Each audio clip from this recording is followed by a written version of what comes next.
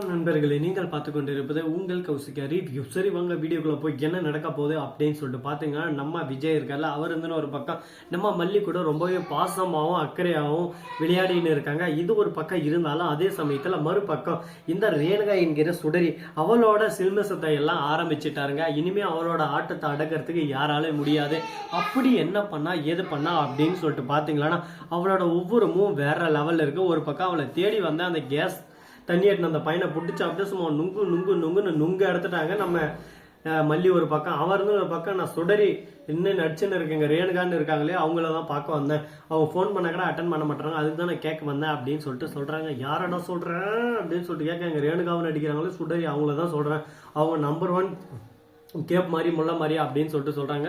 உடனே நம்ம சுடரிக்கு இந்த விஷயம் தெரிய வருது. உடனே ஃபோன் பண்றாங்க அந்த டாக்டருக்கு. டேய் மோட என்னவே மாட்டி விடலான்னு பாக்குறியா, உன்னை அவ்வளவுதான் பாத்துக்க, என் வழியில நான் போயின்னு இருக்கேன், என்ன விட்டுரு அப்படி இப்படின்னு சொல்லிட்டு டைலாக் எல்லாம் ஒரு பக்கம் விட்டுன்னு இருக்காங்க. இந்த டைலாக் எல்லாம் கேட்டது என்ன பேசுறது ஏது பேசுறதுன்னு சொல்லிட்டு தெரியாம, நான் எந்த ஒரு தப்பும் பண்ணல, ஏன் என் மேல இப்படி பண்றீங்க அப்படி இப்படின்னு சொல்லிட்டு ஒரு பக்கம் தாறுமாறா ஒரு பக்கம் கோவப்பட ஆரம்பிக்கிறாங்க. கோவம், ஆவேசம், ஆக்ரோஷம் எல்லாமே ஒரே டைம்ல ஒரு பக்கம் வருதுங்க. சரி, இந்த மாதிரி எல்லாம் ஒரு பக்கம் இருந்தாலும் அதே சமயத்துல மறுபக்கம் என்ன நடக்குது அப்படின்னு சொல்லிட்டு பாத்தீங்கன்னா, நம்ம கதிரேசன் இருக்காருல, அவருக்கு இந்த விஷயம் தெரிய வந்தா அவ்வளவுதான். அதே சமயத்துல மறுபக்கம் நம்ம விஜய் பாத்துறாரு. விஜய் பார்த்துட்டு ஷாக் ஆயிடுறாரு. ஒரு பக்கம் ரேணுகா என்ன இதெல்லாம் அப்படின்னு சொல்லிட்டு கேட்க, உடனே பாக்கணுமே ரேணுகா வந்து நடிக்க ஆரம்பிக்கிறா. அதே சமயத்துல ரேணுகாவை இந்த வீட்டுக்கு நடிக்க அனுப்புறானே, அவர் இருந்து ஒரு பக்கம் இந்த பார் இந்த இடத்துக்கு வா, இன்னைக்கு இந்த இடத்துக்கு வர, நான் கேட்கற அமௌண்ட்டை தரேன், ஆனா நீ வராம ஏமாத்தணும், அப்படியே உன் பாட்டு போயிடணும் நினைச்சேன், அவளை என்ன ஆகுன்னு சொல்லிட்டு தெரியாது. என்ன நீ யார் மிரட்டுறதுக்கு, நீ மிரட்டினோடே நான் பயந்தவனா அப்படின்னு சொல்லிட்டு கேட்க, உடனே பார்க்கணுமே நீ பயப்படுவோன்னு சொல்லிட்டாலாம் உன்னை நான் மிரட்டல ராசா, உனக்குன்ற ஆப்பு எங்கே போனாலும் எப்படி வேணாலும் வரும், நான் எங்கே போனாலும் உன்னை விட மாட்டேன், விடாமல் துரத்தி அடிப்பேன், அதை ஞாபகம் வச்சுக்க. ஃபர்ஸ்ட் எனக்கு தேவையானது எல்லாமே காசு தான், அந்த காசை நீ கொடுத்துட்டா உனக்கும் பிரச்சனை இல்லை எனக்கும் பிரச்சனை இல்லைன்னு சொல்லிட்டு டீசெண்டாக பேசினு இருக்காங்க. இதை கேட்டதும் இதுக்கு என்ன பதில் சொல்றது என்ன சொல்றதுன்னு சொல்லிட்டு தெரியாம ஒரு பக்கம் சைலண்டா இருக்காங்க நம்ம ரேணுகா என்கிற சுடரி. இதை தெரிஞ்சுக்கிட்ட நம்ம விஜய் இருந்து ஃபர்ஸ்ட் யார், இவளோட பேக்ரவுண்ட் என்ன, எந்த மோட்டிவேஷன்ல இந்த வீட்டுக்குள்ள வந்தா அப்படின்ற விஷயம் எல்லாத்தையும் நம்ம கண்டுபிடிக்கணும்.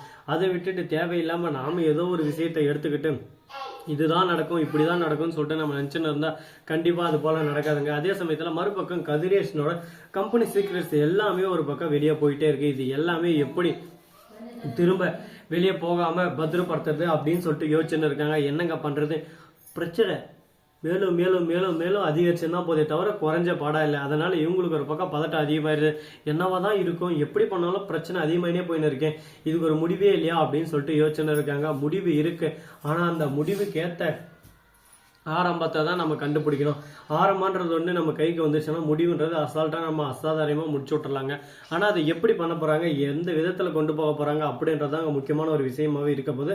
பார்ப்போம், மெல்ல மெல்ல எல்லாத்துக்கும் ஒரு தீர்வு கிடைக்கும் அப்படின்னு சொல்லிட்டு நம்ம நினச்சின்னு இருக்கோம். அது போல் நடக்குமா நடக்காதா, என்னென்ன பிரச்சனையெல்லாம் கொண்டு போக போகிறாங்க அப்படின்றத ஒன்று ஒன்றா பார்த்தா தான் நம்ம தெரிய போகுது. அது மட்டும் இல்லாமல் இது கூடவே இன்னொரு இன்ட்ரெஸ்டிங்கான ஒரு விஷயம் நடந்துருக்குங்க. அது என்னன்னு சொல்லிட்டு பார்த்தீங்கன்னா, நம்ம மல்லி இருக்காங்களா, அவங்க வந்து ராஜேஸ்வரியை போயிட்டு சும்மா திட்டி விட்டுறாங்க. ஒரு பக்கம் என்ன பேசுறது ஏது பேசுறதுன்னு சொல்லிட்டு தெரியாம அப்படியே சும்மா குழப்பத்துல குழம்பி போயிட்டு உட்காந்து இருக்காங்க. வாழ்க்கையோ ஒரு பக்கம் இருள சூழ்ந்துட்டு இருக்கு அப்படின்னு சொல்லிட்டு கவலையில உட்காந்து இருக்காங்க.